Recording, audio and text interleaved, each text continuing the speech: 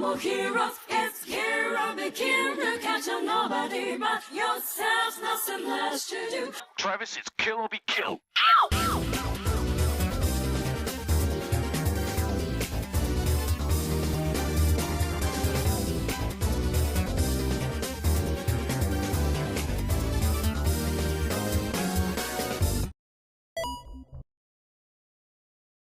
All right.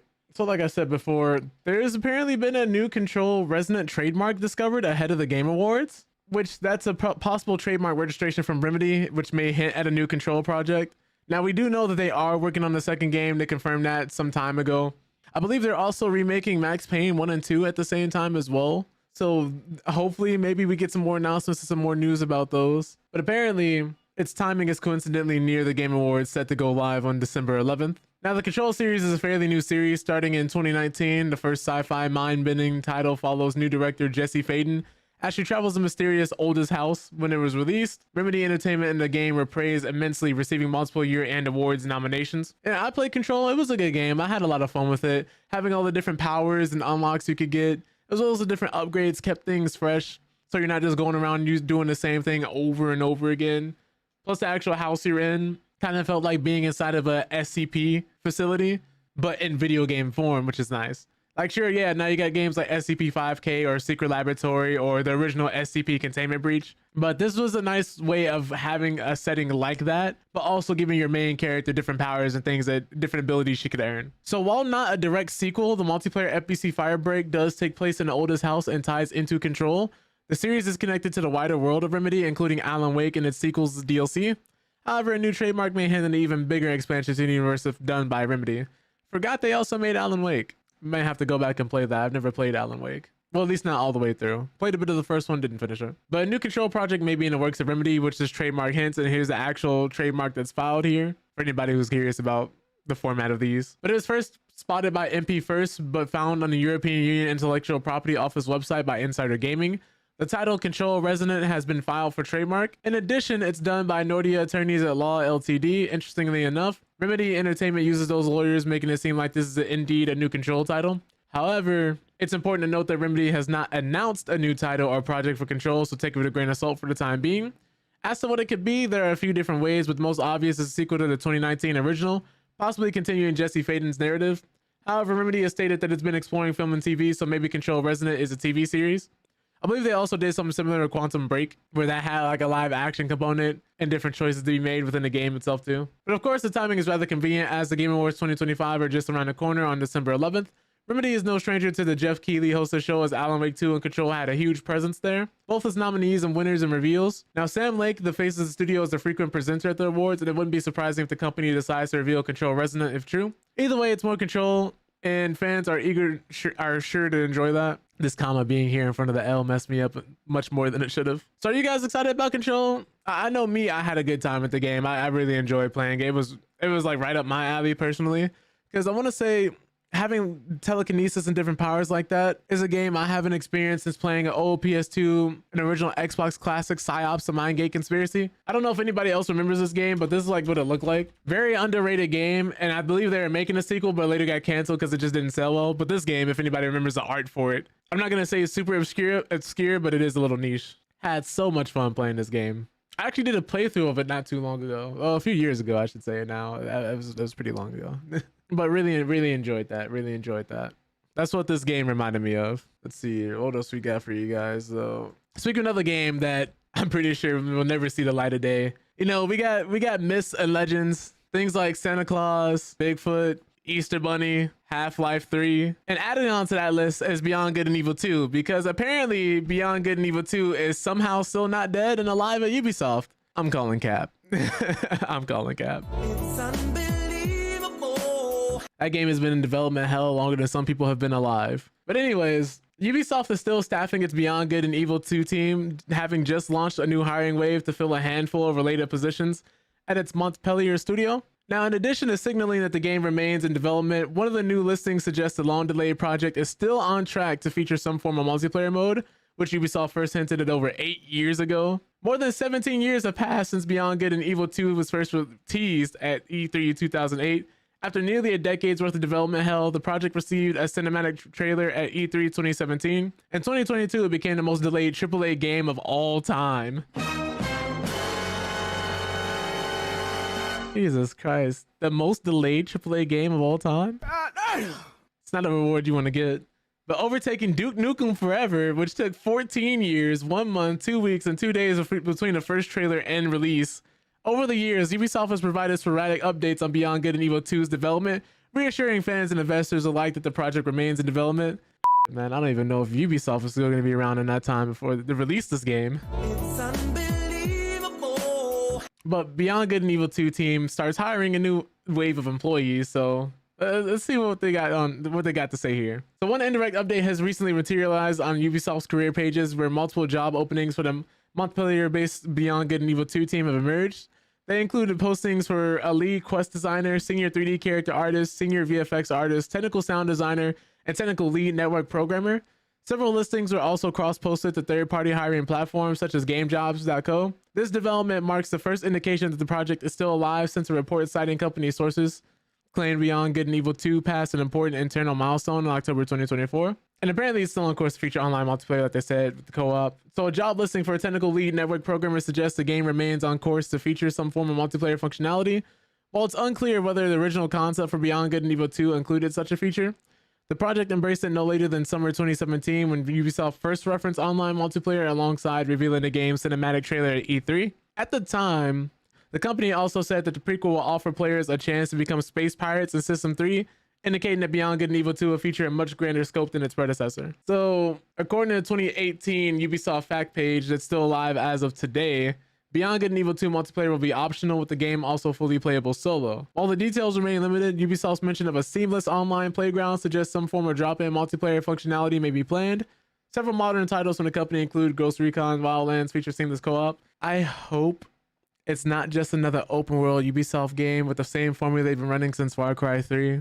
I'm just hoping this isn't the case, because while this game when it came out did not sell the absolute best. Granted, we don't have all the numbers because there's things like how it released on like the Xbox 360 and other platforms that just aren't tracked that much, as well as coming out so long ago. I think the sequel is more famous now for being in development hell than the original game was, because the original, don't get me wrong, has a cult classic following. Well, cult following, I mean, not it being a cult classic. It has a cult following. Came out, didn't initially sell well, more people played it, and it started doing better and better. So more people were excited about a sequel, but I don't know if after 17 years, people are still looking forward to a sequel. You know, when I talk about games like Duke Nukem Forever, Half-Life 3, Dead Island 2, and other games that are in development hell, those first games either come from established franchises and gets closer to the finish line. Ubisoft is likely to outright say so about a year in advance, potentially even disclosing its fiscal year release target in one of its earning reports, like it commonly does with major titles. So we'll have to see. We'll have to see. I'll say this game isn't dead, but it doesn't look quite alive either. I guess we'll just have to wait and see more. Hopefully they're able to release it and do something with it and eventually get it across the finish line, because I would like to see this game come out and do well. It's just Ubisoft being in dire straits right now after so many L's in so many games or canceled projects. Not to mention the games that they released that have been good lately, they just haven't been promoting. It's like, this isn't the same Ubisoft you and I grew up with when they made like the Assassin's Creed franchise, the Ezio trilogy and everything else like that. And just so many games that have released since then. I just don't know what they're gonna do. I don't know where they're gonna go from here. Super weird. Super weird. For a game to be in development hell this long, for them to be making so many different missteps and decisions. Like I said, we'll wait though. We'll wait though. Hoping it comes out, hoping it does well, but I'm not holding my breath either. And more news. Apparently Nintendo is buying out one of Bandai Namco Studios. Almost said Bandai Namco. But Nintendo has entered an agreement with Bandai Namco to buy out all of its shares in its Bandai Namco Singapore development studio, bringing it under Nintendo's fold by spring 2026. Nintendo and Bandai Namco have shown a long-standing cooperative history with each other, and this business deal should open up new possibilities for the future of the Switch 2. Now, Bandai Namco Singapore-based operations were founded in 2013 to ramp up development of games in Asia, while a Vancouver-based branch was established at the same time to cover the Western market. Its biggest sales success by far has been Splatoon 3, which was developed in collaboration with Nintendo EPD and released in September 2022 exclusively for the Switch. The Singapore studio has also led some solo developments of late-stage entries in a few popular series, with credits for Soul Calibur 6, Ace Combat 7, Skies Unknown, and Taiko no Tatsujin, which is a VR game. So yeah, these are listing of the games again.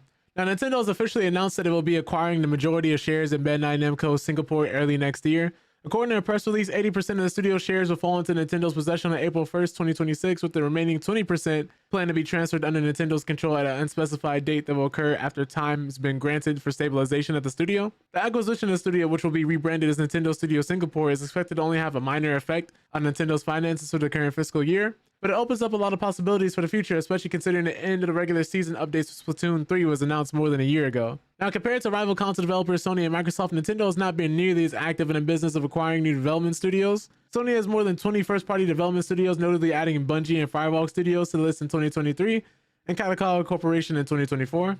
Likewise, the Xbox brand has also been growing in recent years, most prominently with its $75.4 billion buyout of Activision Blizzard, which was completed in 2023, and brought massive franchises like Call of Duty, World of Warcraft, and Diablo under its banner. Well, Warcraft, I guess, in general, right? Meanwhile, one of Nintendo's last big pickups was in May 2024 when it entered the deal with Embracer Group to acquire Shiver Entertainment, a company most well known for putting games such as Hogwarts Legacy, Mortal Kombat 1, and entries in the Guitar Hero series to new platforms. Later that year, Nintendo fully acquired Xenoblade Chronicles developer Monolith Soft, although it had already owned 96% of the company since 2011. Yeah, I was gonna say, wasn't this under Nintendo already? Other game-based acquisitions by Nintendo this decade include SRD, which is a company that's aided Nintendo in creation since the days of NES, and Next Level Games, which is the primary developer of Luigi's Mansion 3, multiple Mario Strikers games, Metroid Prime Federation Force, and the 2009 Punch-Out for the Wii. Additionally, Nintendo's 2022 pickup of the animation studio formerly known as Dynamo Pictures has earned it credit in games, anime, and short films, including providing a link to Death Stranding 2 through its motion capture work. Oh, let me drink some water. This article's a long one. Oh, man. So the business deal between Nintendo and Bandai Namco could be a sign that the former is ready to step up stack competition presented by other first-party developers. While the Switch 2 is outselling the PS5 and Xbox Series X, Nintendo famously lost one of its most well-known second-party developers when Microsoft acquired Rare back in 2002 for $375 million after Nintendo turned down a similar deal. Now, with the recent success of Donkey Kong Bonanza, many fans' thoughts have been drawn back to Rare's glory days with the Donkey Kong Country series and the SNES and N64. And the establishment of Nintendo Studio Singapore could be meant to protect Splatoon franchise from a similar future. We'll see. I just thought that was interesting.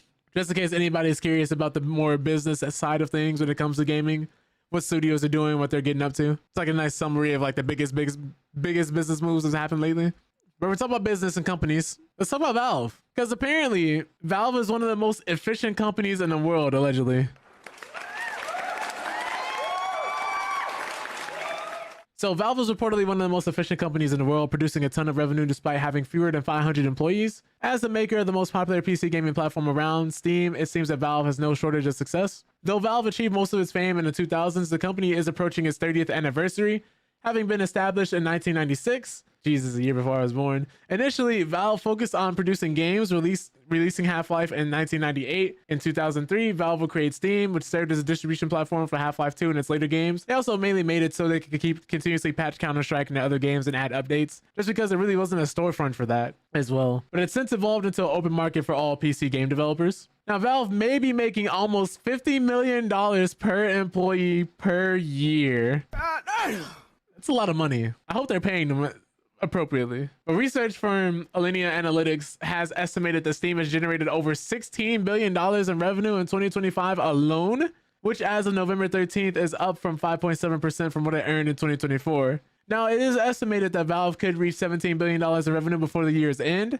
After taking into account how much of the money Valve actually pockets from selling other companies' games, it's estimated that Valve has made $4 billion in 2025. Now, what really sets these figures apart, though, is that it's believed Valve only has around 350 employees. However, as Valve is a private company that doesn't release financial figures, these numbers are based on a combination of leaked data and information that's been revealed by way of lawsuits and hasn't been confirmed by Valve itself. And here's the chart and actual tweet going into detail here. We're currently supported Valve products and services. We got Steam, the Steam Deck, soon to be the Steam Machine, Counter-Strike 2, Dota 2, Half-Life Alyx, Team Fortress 2. And Valve's future also looks bright. In addition to the upcoming game Deadlock, which doesn't yet have a release window, but people have been playing it like it's fully out already, the company recently revealed 3 new pieces of hardware coming from the company in 2026, which generated a ton of attention and hype. These include the new Steam Machine, Steam Controller, and Steam Frame. All 3 of these items are new iterations of prior Valve products, which had mixed levels of success. So it's clear that Valve is doing quite well for itself, and 2026 could be a record-breaking year if these 3 Steam products perform well. However, Valve could probably see even more success if it answered fans' frequent requests for more meaningful updates to Team Fortress 2 and sequels in the Half-Life and Left 4 Dead franchises. Back in 2022, Valve's product designers stated that multiple games were in development at the studio, though fans of the company know that it runs on Valve time, so there's no telling when any of these projects will be made public. Yeah, it's both the best and worst thing about being a private company is that you don't have to move on anyone's time but your own. But as a consumer and as a fan, it just means you have to wait until they're satisfied and then it's ready. Which honestly, I prefer. If not hearing about games being in development as much means we get better games overall, where we don't have to have those constant progress reports or earnings calls, hey, I'm all for it. Vampire the Masquerade Bloodlines 2. Don't know if anybody has been playing it. I know most people I talk to, we haven't really been touching this game. I don't think anybody in my friend group has played really since the original. Anyways, though, Vampire the Masquerade Bloodlines 2 sales underwhelm as Paradox takes $37 million write-down.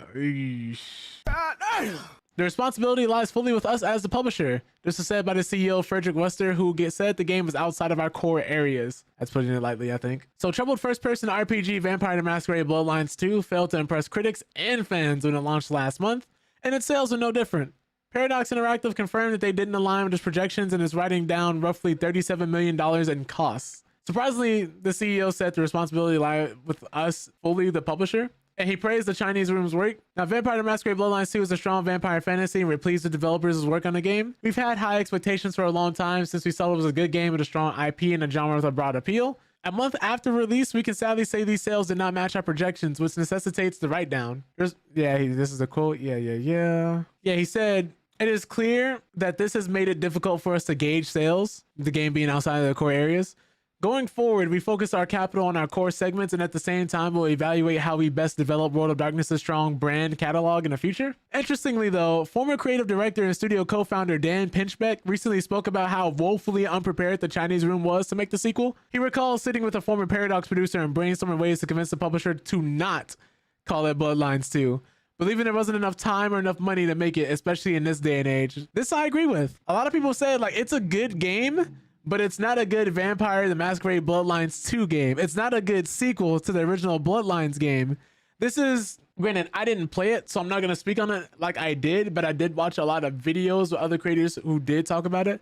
But again, I'm not going to speak to the quality of the game, only what other people have said, so take this opinion with a grain of salt, as it's not my own. They were saying that, I played the first one, of course, but not the second one, of course. They were saying that this game felt more like a vampire action game, where it's a power fantasy, rather than an RPG set in the World of Darkness's universe. If you played the original, people were saying that if you were used to the different choices and different ways to accomplish a mission, like the different vents and ways you could travel from the areas and different things like that and get through the city, that it was a little different here. The powers felt cool, the action felt cool, but the actual RPG elements were much more light. I'd say maybe in the same vein, if I had to compare it to anything, going from Fallout New Vegas to 4 maybe, where people saying 4 felt like a great shooter, but some of the RPG mechanics are a little dumbed down compared to how it was in the game previously.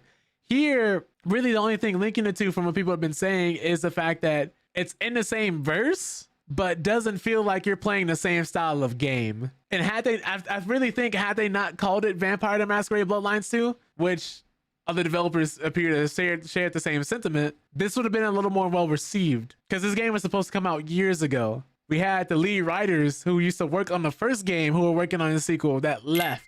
There was so much that went wrong with this game. So it's really unfortunate that after years of the first game coming out, which the first game came out and the first game wasn't received when it dropped either. It wasn't received well when it dropped either. And it bankrupted the studio, and the studio shortly closed their doors afterwards. But the difference was people went back and actually played it and realized there was a good foundation there. So modders went and fixed the game up, and then it later became a cult classic and gained a cult following. This one here, however, though, had to follow that up, and it just doesn't, because it's an action game where you're playing as a vampire with these powers, but missing all the depth and complexity the first game had. Keep in mind, I've watched videos, but I did not play the game, so take it with a grain of salt. But I'd say if you're someone who's interested in the game, buy it on sale, try it for yourself, form your own opinion. Don't listen to me. Don't listen to other people on the internet if you just really want to give it a shot and know for sure, but don't buy it full price. Don't buy it full price. But apparently, he recalled sitting with a former pair. Yeah, they said not to call it Bloodlines 2. And of course, it will still receive the 2 paid expansions, Loose Cannon in Q2 2026 and The Flower and the Flame in Q3 2026 last month. The Chinese room released a free Halloween update that added new 8 new hairstyles, 8 new eye colors, and 8 new makeup styles alongside various fixes. It's still working on implementing a field of view slider and custom difficulty settings to allow players to skip Fabian segments during the second run. Both updates will arrive later this year. And this is why it's so important to find out who's making these calls and who's making these decisions. Because clearly they did not want, you have people here who do not want to call it Bloodlines 2. Because they knew the expectation that came along with that title. It's the same way where people say who didn't play the original Mass Effect trilogy, who played Andromeda, who didn't know why people were so upset and so angry about it. The same reason why people who played Dragon Age the Veilguard for the first time and didn't play Dragon Age 1, 2, or even Inquisition were like, what's the big idea? Why are people so angry? It's just not what we were promised. It's just not what we looked forward to. Like, they're great games in their own right, maybe, but not a good Dragon Age game, not a good Mass Effect game, not a good Vampire the Masquerade, game. I'm not going to say these games are trash or they're straight up awful, but they set an expectation that fans were ready to meet because they come from either established franchises or a world that people are already big fans of. And they just set themselves up, unfortunately, for that big disappointment because they weren't able to meet those same expectations. It's the same reason why the people had to leave Ubisoft to make Expedition 33.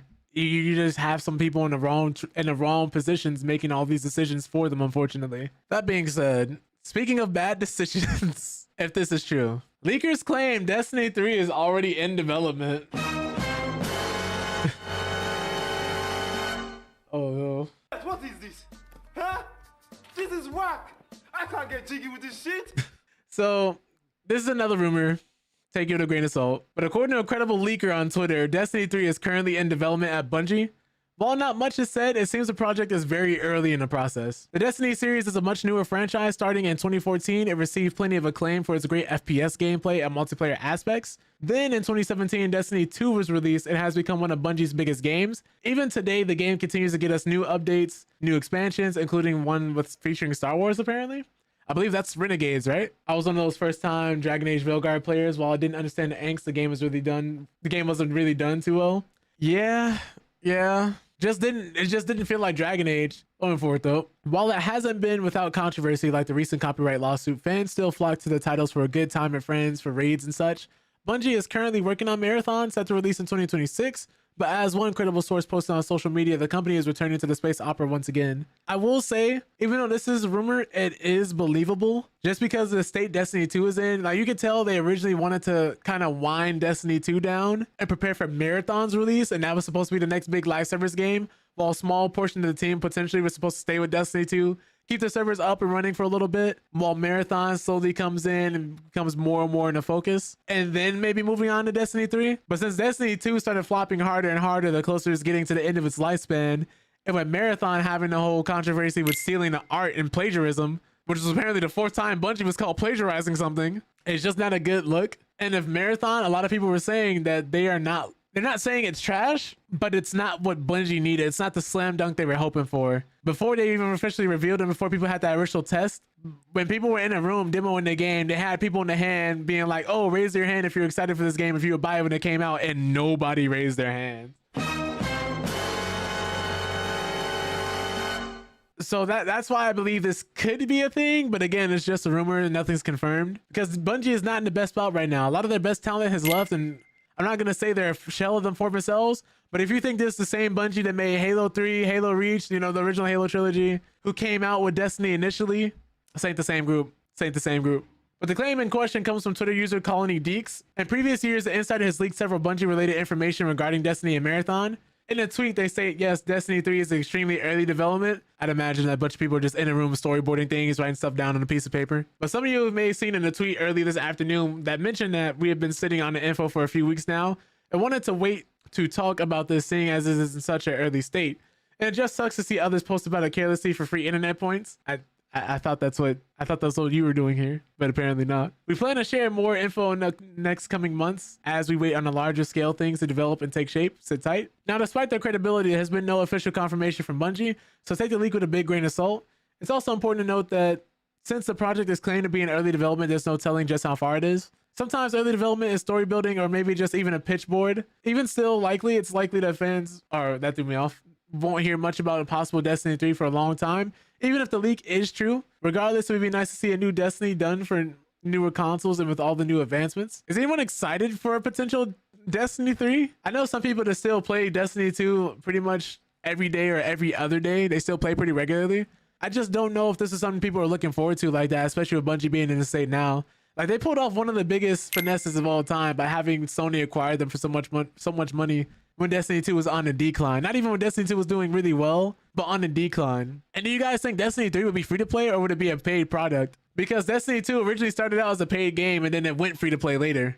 So I'm really curious to see what they're gonna do about this and how this game, how Destiny 3 will perform, if people are even excited about it. Like, with something like this inspire confidence for people to keep playing Destiny 2 if you know they're already working on a third one? I don't know.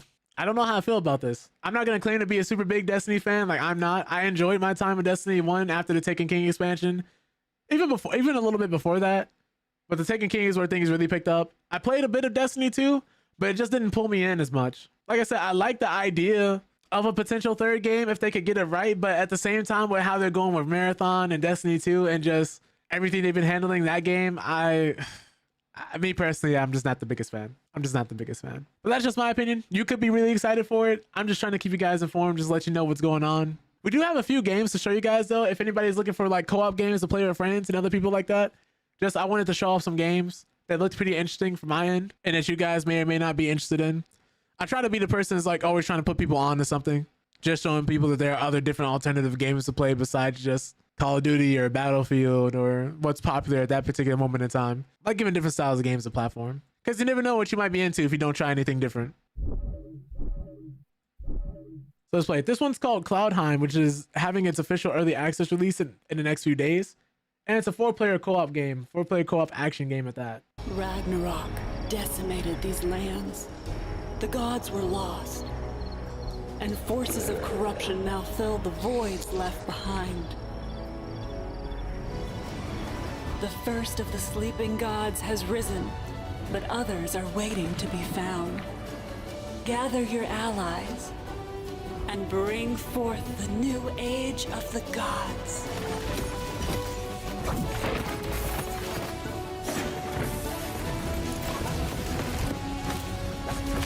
I'm liking the effects and I'm liking the art style. Countless battles lie ahead, and many adventures await you here. And the combat looks like it's smooth too. Journey through the shattered realms and drive out the dark forces.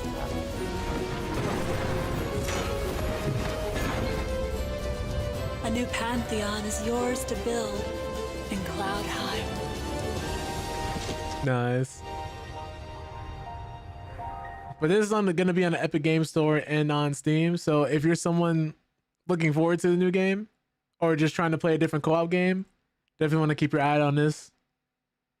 Looks like it'll be fun. This looks like it'll be fun with the friends. Yeah, you know, if we can get them niggas off of Arc Raiders and League, definitely be a good time.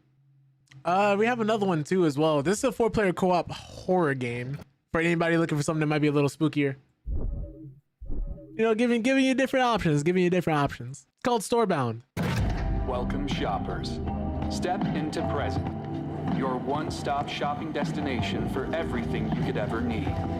You will never want to leave. Our employees are always here to lend a helping hand.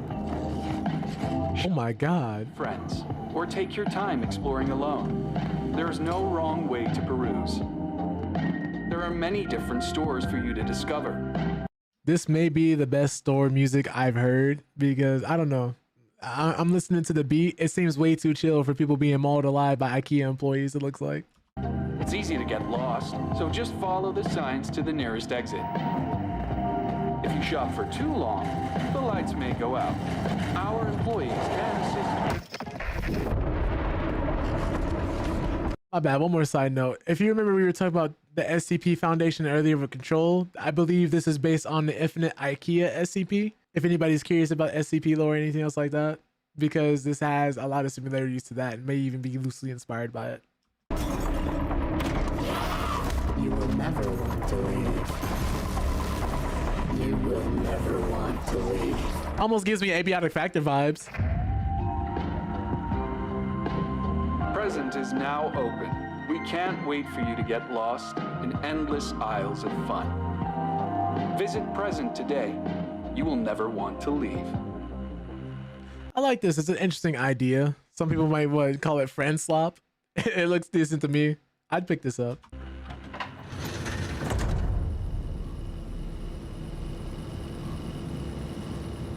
All right.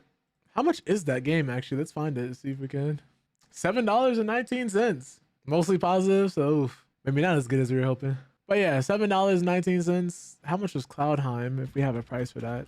I don't think this game has been like added into. Yeah, it has no price yet because it's coming out the 4th of December. Okay. I got one more trailer for y'all though. And then we'll get into playing some Tekken. Oops. Sorry if anybody's ears just got blasted. Let me turn this down slightly. So if anybody has arachnophobia, I need you to turn away from the screen for 30 seconds. 30 seconds. I need you to just run away, take off your headphones, and then come back in 30 seconds. Maybe a minute just to be safe. There's going to be a lot of spiders on the screen. This is a trigger warning. Kill it with fire too.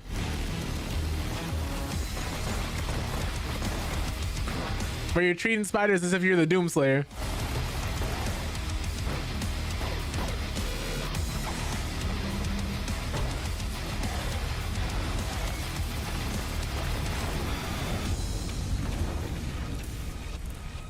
So this game is out currently. Apparently on consoles and PC. PS5, Xbox Series S and X, Steam, and the Game Pass. Looks like there's 4 players too. That's cool.